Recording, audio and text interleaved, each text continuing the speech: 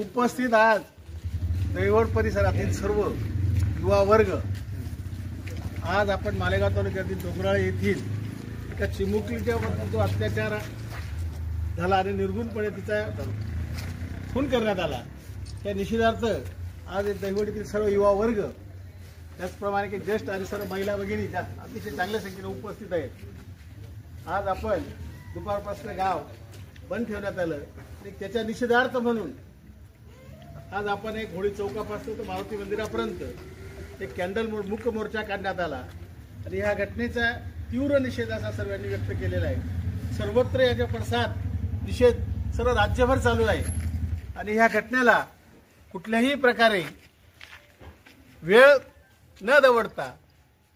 Fast track court म्हणा काही म्हणा इथं जाहीर त्याला शिक्षा म्हणजे जाहीर फाशी झाली पाहिजे अशी आलेल्या सर्व ग्रामस्थांची या ठिकाणी मागणी आहे आणि ती या मागणीचा आपण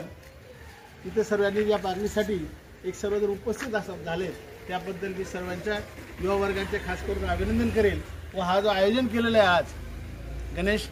देवरे व आपल्या गाव ग्रामविकास समितीने त्याबद्दल त्यांना धन्यवाद देते। ह्या घटनेचा निषेध कितीही केला तरी कमी आहे तरी ह्या घटनेचे शासकीय पातळीवरती